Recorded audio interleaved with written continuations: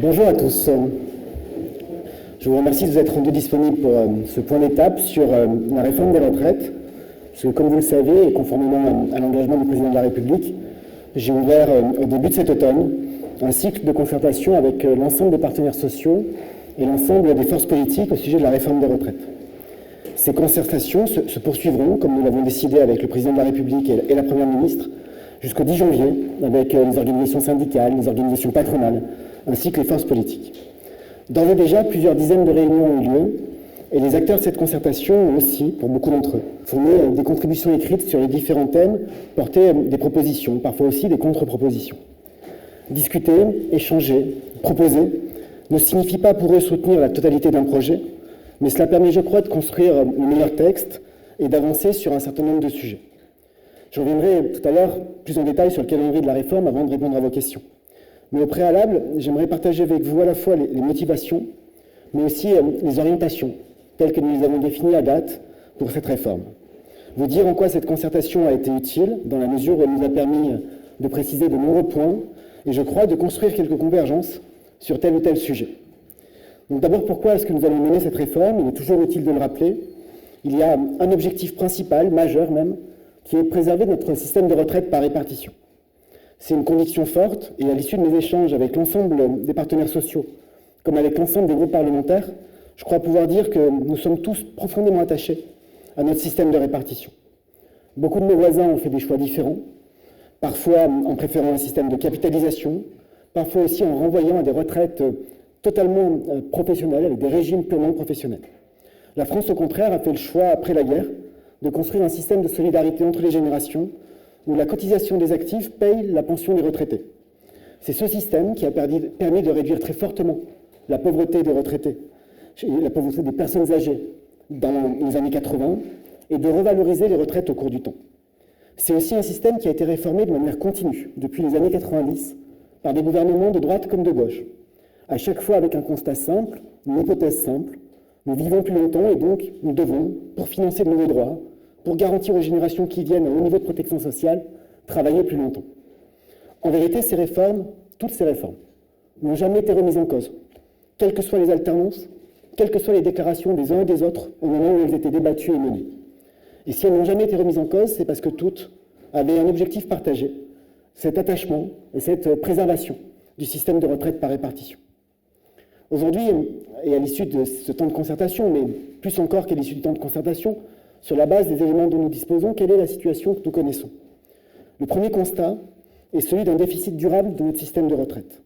Ce n'est pas moi qui le dis, ce n'est pas une affirmation du gouvernement, c'est le Conseil d'orientation des retraites, instance indépendante du gouvernement, composée de partenaires sociaux, qui l'affirme dans le dernier rapport qu'il nous a remis il y a quelques semaines. Le diagnostic est clair: quels que soient les scénarios, quelles que soient les conventions de calcul, quelles que soient les hypothèses retenues, notre système reste en déficit de manière durable pour les 25 prochaines années.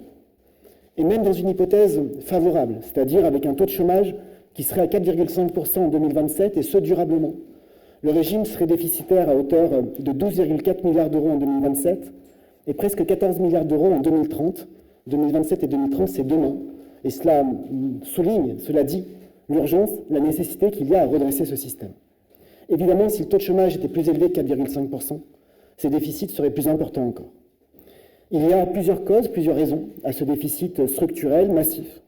La cause essentielle est un déséquilibre démographique. Nous vivons plus longtemps et c'est une bonne nouvelle, mais cela signifie très concrètement qu'il y a de plus en plus de retraités pour un cotisant, à la fois car il y a plus de départs à la retraite, mais aussi parce que l'espérance de vie, la durée de versement des pensions augmente, et je le répète, c'est une bonne nouvelle. C'est une situation qui est encore plus marquée chez nous que chez nos voisins européens. Pour une raison, c'est que nous quittons beaucoup plus tôt le marché du travail. Ainsi, l'âge moyen de départ à la retraite, l'âge effectif de départ à la retraite, est d'environ 62 ans et 8 mois en France, départ anticipé compris, là où on sort du marché du travail plutôt autour de 64 ans pour la moyenne européenne, 65 ans en Allemagne, en Suède, aux Pays-Bas ou encore en Italie. Cela explique également que la France a un taux d'emploi des seniors parmi les plus faibles d'Europe, près de 2 fois inférieur à l'Allemagne pour les 60-64 ans, puisque sur cette génération, 60-64 ans, notre taux d'emploi est de 33%, alors qu'il est de 60% en Allemagne ou bien de 70% en Suède. Le deuxième constat, et c'est un constat qui sonne en réalité comme une alerte dressé par le Conseil d'orientation des retraites, c'est que ce déficit chronique va peser sur le niveau de vie des retraités. Aujourd'hui, et c'est une raison de fierté, la France est le seul pays, avec l'Italie en Europe, à avoir un niveau de vie des retraités légèrement supérieur au niveau de vie moyen de l'ensemble de la population. Ainsi, le niveau de vie moyen des ménages retraités est égal à 102% du niveau de vie moyen des ménages français. Sans réforme, et toujours en s'appuyant sur les projections du Conseil d'orientation des retraites, ce niveau de vie décrochera pour retrouver son niveau des années 80. Et c'est donc une raison supplémentaire de mener cette réforme, la volonté de protéger le niveau de vie des retraités. Vous pouvez voir sur les illustrations projetées la dégradation du niveau de vie si nous ne menons pas de réforme. Nous sommes donc confrontés à la question suivante. La France peut-elle être à la fois l'un des systèmes les plus généreux et l'un des pays où l'âge de départ à la retraite est le plus bas d'Europe? Parce que je dois le souligner, si nous avons un taux d'emploi des seniors les plus bas en Europe, nous avons aussi un âge de départ parmi les plus bas. Tout autour de nous, dans des économies comparables à la nôtre, que les gouvernements soient libéraux, qu'ils soient sociodémocrates, l'âge légal est en moyenne à 65 ans, et bien souvent il tend à aller vers 67 ans. Notre situation n'est donc pas tenable en réalité, quand on sait par ailleurs que nous comptions 4 actifs, 4 cotisants pour un retraité au début des années 80, que nous en comptions 2 pour un retraité en 2005, et qu'à horizon 2040, ce sera moins de 1,5 retraités pour 1,5 cotisants, pardonnez-moi, pour un retraité. Le constat est donc très clair, un déficit structurel, un déséquilibre démographique et une singularité en Europe. Ce sont 3 explications qui nous amènent à porter cette réforme, dont l'objectif est double, à la fois améliorer notre système de retraite et l'équilibrer pour lui garantir sa durabilité et sa pérennité. Notre ambition est donc de permettre l'adoption de mesures de justice, mais aussi d'assurer un retour progressif à l'équilibre du système à horizon 2030, avec une trajectoire claire, établie de manière pluriannuelle et définitive. C'est tout l'objet de la concertation que je mène depuis septembre et que j'entends évidemment mener à son terme pour, à chaque fois que nous pourrons, améliorer la réforme que nous proposons. Une concertation, et je vais vous en dire un mot, n'est évidemment pas une science exacte. C'est avant tout un dialogue entre des femmes et des hommes. Et on peut, après cette concertation, formuler toutes les critiques subjectives que l'on souhaite. L'essentiel reste dans les fruits de la concertation et les améliorations qu'elle permet. À la fonction publique, précédemment, au budget, ici même, ma méthode est constante, c'est celle du dialogue et de l'écoute. Je crois pouvoir dire, sans trop m'avancer, que l'ensemble de nos partenaires le savent et savent le reconnaître. Ce qui est exact et objectif concernant cette concertation, c'est que toutes les organisations syndicales et patronales sont venues à la table des discussions pour un dialogue qu'on nous annonçait pourtant comme impossible.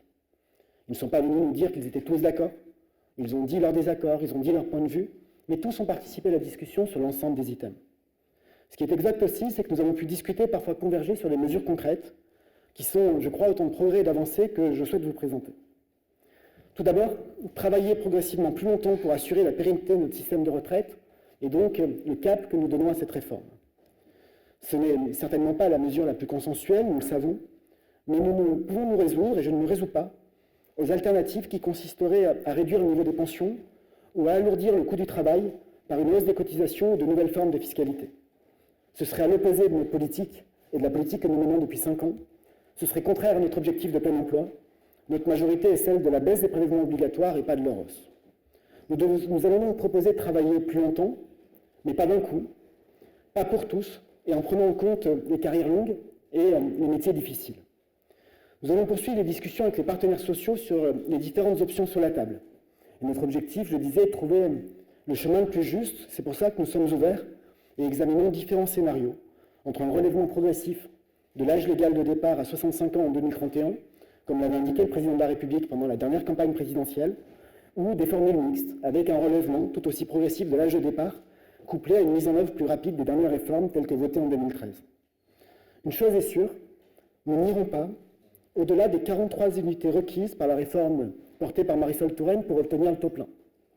Une seconde chose est sûre, et contrairement à la réforme menée en 2010, le relèvement de l'âge légal ne s'accompagnera pas d'un relèvement de l'âge d'annulation de la décote qui restera fixé à 67 ans. Cela permettra notamment aux femmes, mais pas seulement, et nous pensons à celles qui ont interrompu leur carrière, d'avoir une retraite à taux plein au même âge qu'aujourd'hui, sans que le relèvement de l'âge d'ouverture des droits se traduise par un relèvement de l'âge d'annulation de la décote. Cette réforme, pour qu'elle puisse réussir, implique aussi d'assurer le maintien dans l'emploi et le relèvement du taux d'emploi des seniors. C'était la clé d'entrée de notre concertation en octobre, et ça reste la condition de réussite de cette réforme. Nous ne réussirons pas le défi du plein emploi sans atteindre le plein emploi des seniors. Et pour cela, nous travaillons, nous avons d'ores et déjà prévu un certain nombre de réponses très concrètes. D'abord, transformer les fins de carrière pour assurer des transitions plus douces. Ainsi, nous rendrons le cumul emploi-retraite créateur de droits. C'est-à-dire que les trimestres effectués compteront désormais pour la pension avec une possibilité de seconde liquidation. Et les retraités qui décideront de cumuler les retraites avec un emploi pourront ainsi revaloriser la pension qu'ils avaient reçue, qui était déterminée lors de leur accès à la retraite. Nous voulons aussi généraliser l'accès à la retraite progressive en facilitant son accès, mais aussi en ouvrant à la fonction publique, ce qui n'est pas le cas aujourd'hui. Nous voulons aussi mieux accompagner les demandeurs d'emploi seniors et surtout empêcher qu'une reprise d'activité se traduise par une perte de rémunération par rapport à l'indemnisation chômage. C'est la raison pour laquelle nous réfléchissons par exemple à un bonus que nous souhaiterions discuter avec les partenaires sociaux dans le cadre du futur régime d'assurance chômage qui verra le jour au 1er janvier 2024. Replacer l'emploi des seniors au cœur du dialogue social est aussi une priorité.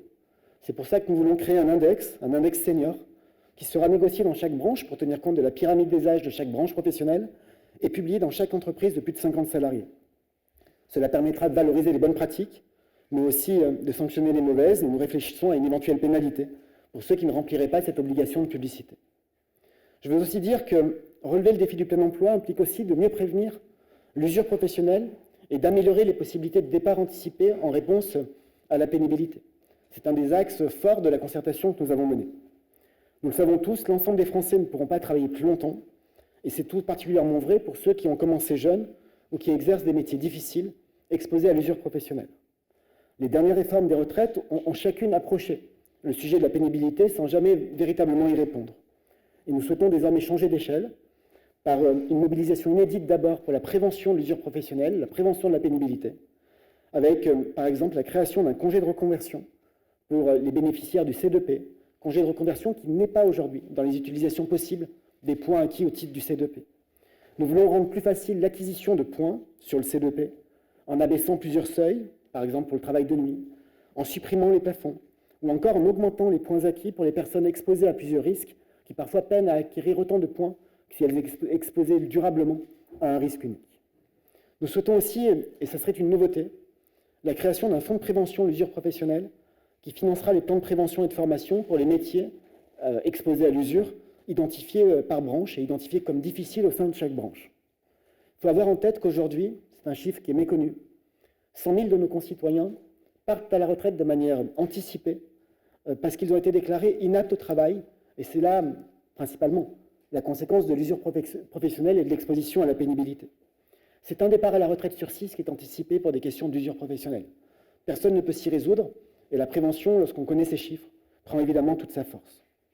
L'accompagnement personnalisé des personnes exposées à la pénibilité, je pense tout particulièrement aux troubles musculo-squelettiques, fera l'objet d'un suivi médical renforcé, et cette ambition de prévention que nous voulons déployer devra évidemment toujours s'accompagner d'un outil de réparation a posteriori de la pénibilité pour celles et ceux qui auront vu leur état de santé se dégrader lorsqu'ils seront passés à côté, si vous me permettez l'expression, des dispositifs de prévention, ou encore tout simplement parce qu'aujourd'hui, nous avons des générations de salariés, de travailleurs, qui sont exposés depuis déjà longtemps à l'usure professionnelle, et celle-ci a malheureusement fait son œuvre, et nous devons apporter des dispositifs réparateurs.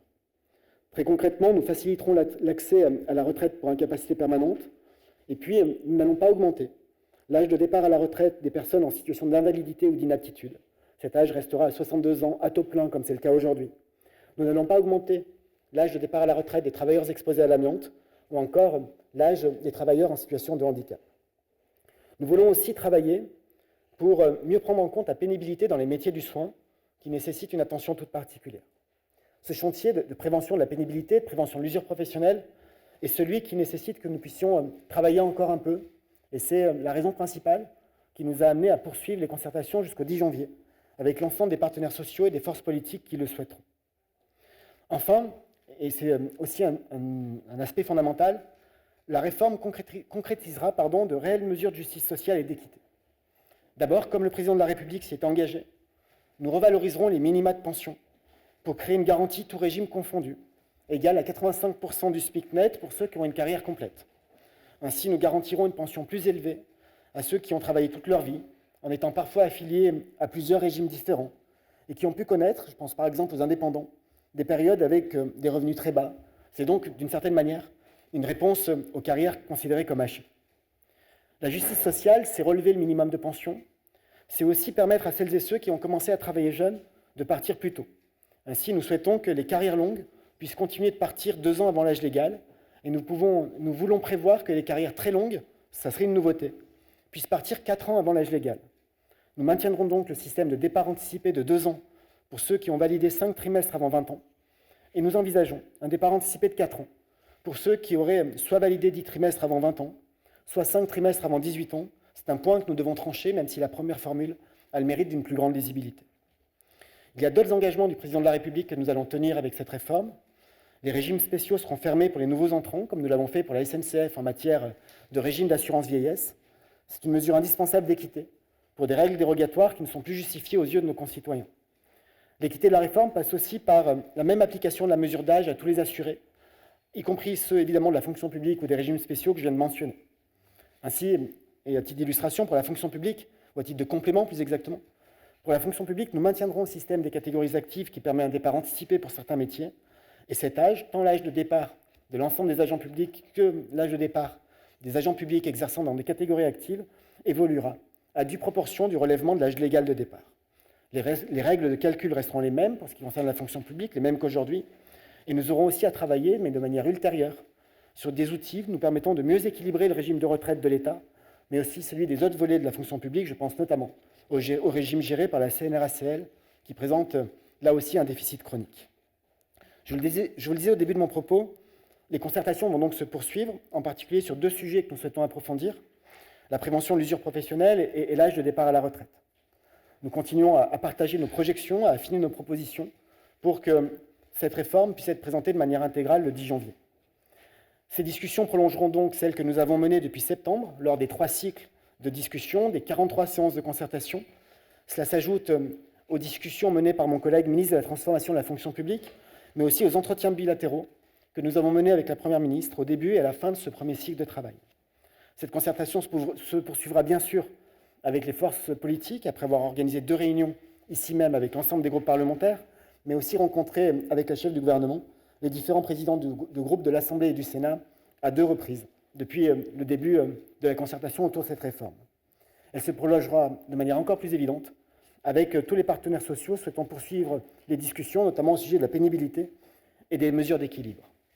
Évidemment, il y a d'autres sujets qui restent ouverts et qui le resteront peut-être pendant le débat parlementaire, qui pourront être ainsi affinés. Je pense par exemple aux droits familiaux. Comme vous le voyez, cela prend forme, et une fois la réforme annoncée dans sa totalité le 10 janvier, le texte sera examiné cet hiver au Parlement pour une application, comme le président de la République s'est engagé, à partir de l'été prochain. Ce calendrier, cette méthode, ces concertations et cet approfondissement des travaux autour de la pénibilité, de la prévention de l'usure, c'est la feuille de route que m'ont confiée le président de la République et la Première ministre. C'est la feuille de route que je suis bien évidemment, en gardant en tête que cette réforme est importante et elle doit atteindre un double objectif d'amélioration et d'équilibre. Équilibrer sans améliorer serait injuste, et améliorer sans équilibrer serait irresponsable. Je me tiens à votre disposition pour répondre à vos questions.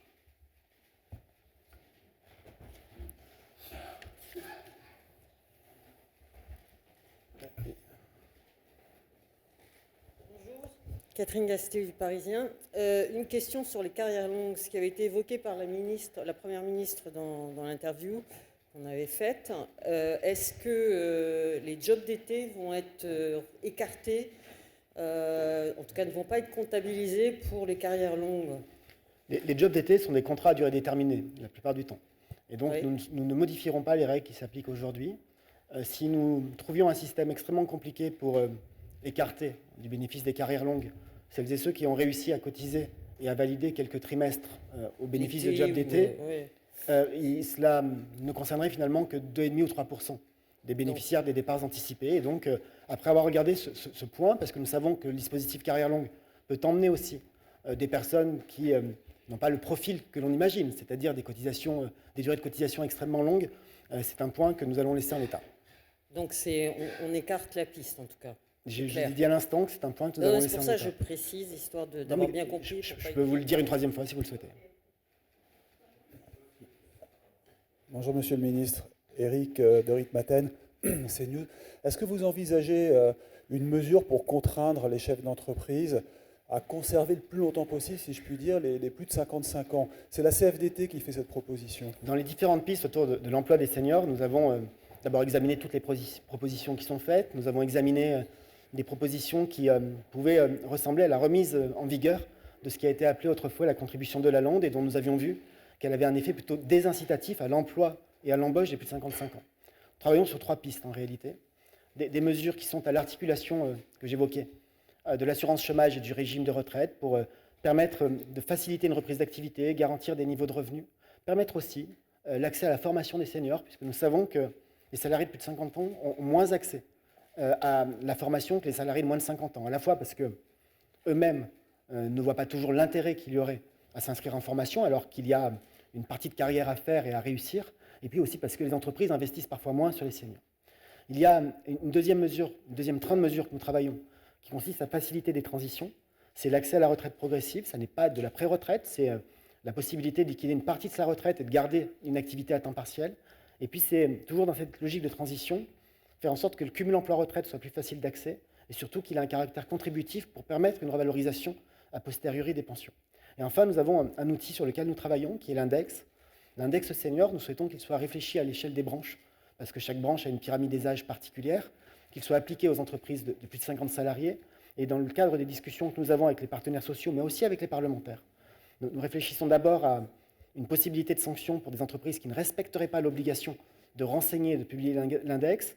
Et puis, il y a des pistes de discussion autour de la possibilité, ou en tout cas de la capacité à prévoir ou à rendre obligatoire un accord, un dialogue social autour de l'emploi des seniors en cas de mauvais résultats à l'index. C'est sur ces pistes que nous travaillons. Nous considérons que les sanctions qui auraient un caractère financier, monétaire, contribueraient en réalité à alourdir les prélèvements obligatoires et à désinciter plus qu'à inciter de l'emploi. Oui, Jean-Philippe Dubosc, Tout sur mes finances. Est-ce que vous pouvez nous détailler, s'il vous plaît, le mix recul de l'âge légal et accélération de la réforme Touraine? Et puis par ailleurs, est-ce que l'accès à la retraite progressive est maintenu à 60 ans? Nous travaillons sur les paramètres de l'accès à la retraite progressive, sa partie décalage, notamment sur l'âge d'accès, sur lequel nous devons encore arbitrer, donc je ne peux pas vous répondre à cet instant.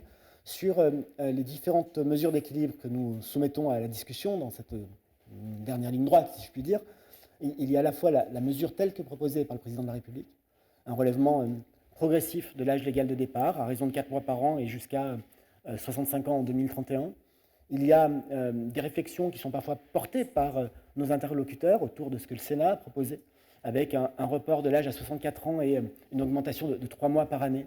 Et donc nous travaillons autour de tous ces scénarios, 3 mois ou 4 mois par an, accélération de la réforme dite Touraine, qui prévoit une augmentation de la durée minimum de cotisation d'un trimestre tous les 3 ans, ça pourrait être un trimestre tous les ans, et nous regardons les différents effets, mais cela fait partie des concertations qui sont en cours. Caroline Payès pour Reuters, justement sur ces scénarios, est-ce que vous avez chiffré les économies que vous pouvez réaliser avec ces différents scénarios et aussi les dépenses qu'entraînent ces dispositifs? Lorsque le projet de loi sera présenté, c'est-à-dire le 10 janvier, nous présenterons évidemment la trajectoire. La trajectoire à la fois avec les économies que permettra de réaliser la réforme, ainsi que le coût que représente un certain nombre de mesures autour des carrières longues, de la prise en compte de l'usure professionnelle ou encore de l'emploi des seniors.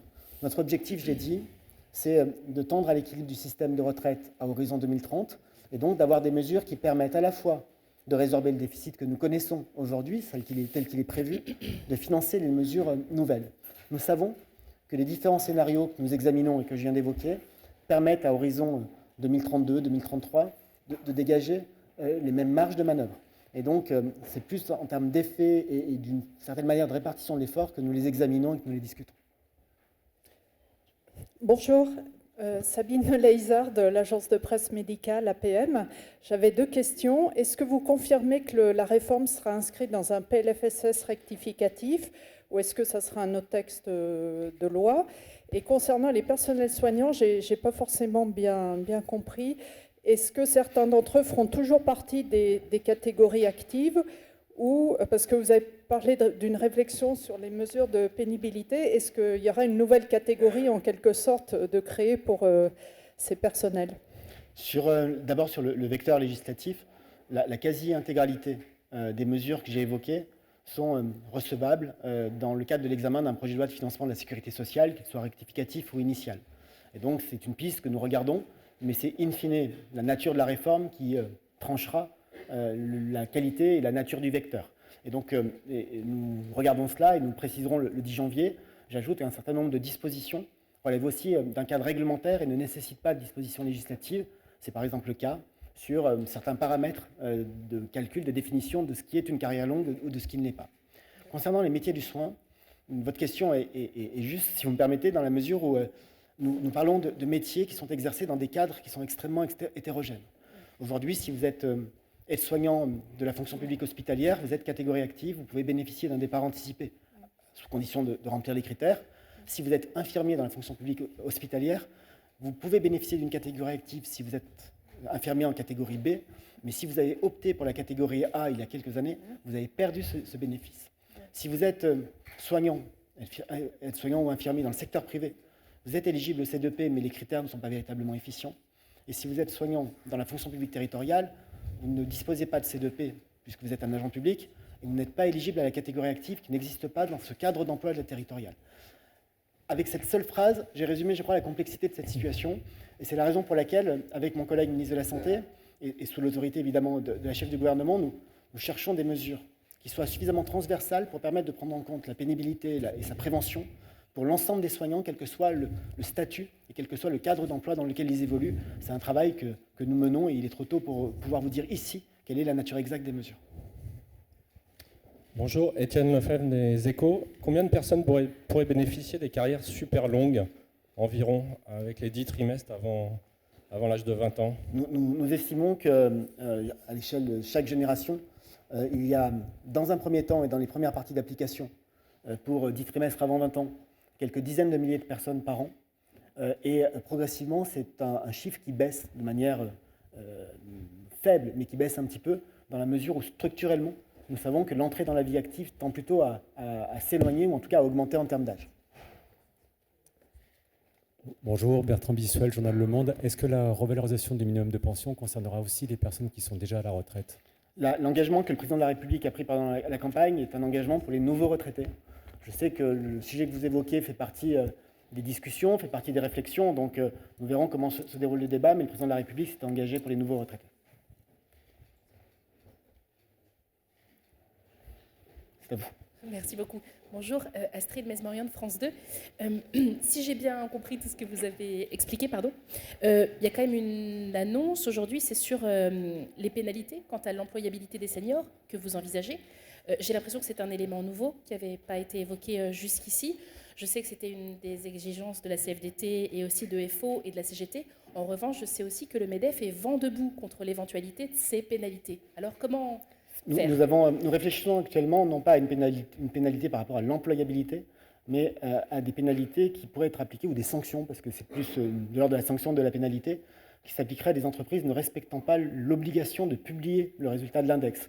Ensuite, il y a des réflexions sur la manière dont on doit réagir et si l'on prévoit par exemple une obligation de discussion, de négociation sociale en cas de mauvais résultat à l'index, mais c'est une discussion qui n'est pas encore aboutie.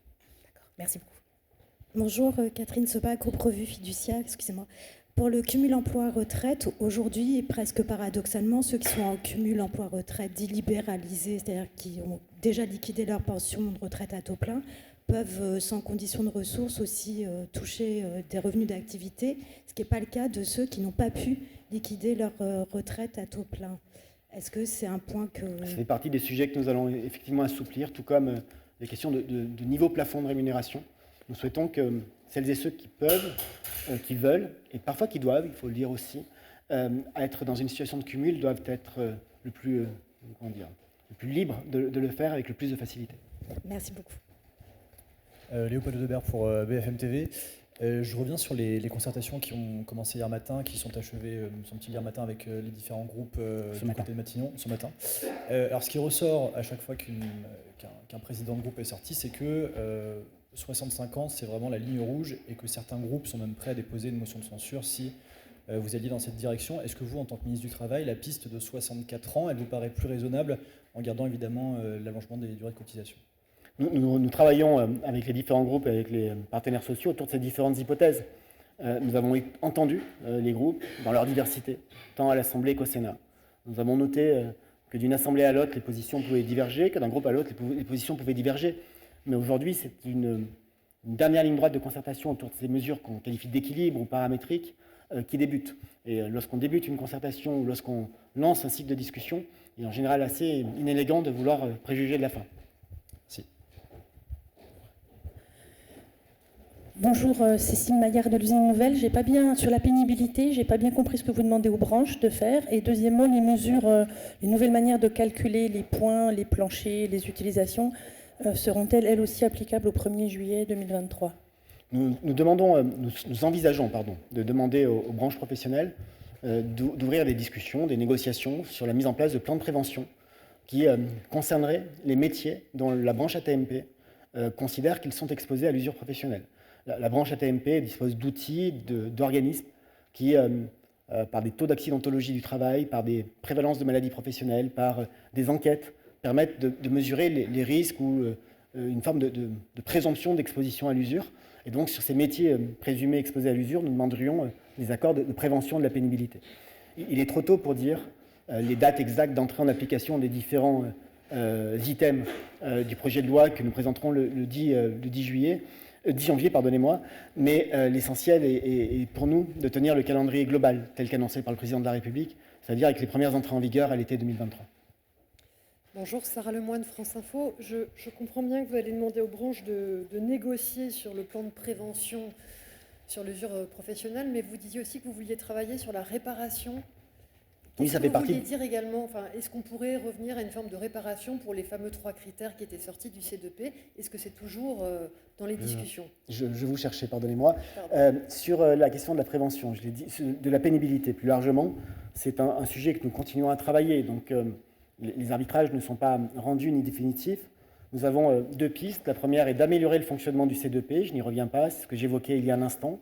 La deuxième piste est de faire en sorte que les plans de prévention de l'usure professionnelle, branche par branche, que j'évoquais dans la réponse précédente, soient organisés pour tenir compte justement des critères qu'on qualifie d'ergonomiques, c'est-à-dire les postures pénibles, le port de charges lourdes ou encore les vibrations. Et autour de ces critères-là, nous voulons à la fois que la prévention soit la plus forte possible, parce que notre objectif n'est pas de nous contenter, si je puis dire, collectivement, de réparer en permettant un départ anticipé à des hommes et des femmes dont l'organisme serait abîmé, pour ne pas dire cassé par l'usure professionnelle, mais bien de permettre par la prévention à ces mêmes hommes et ces mêmes femmes d'aller au bout d'une carrière, mais dans de bonnes conditions.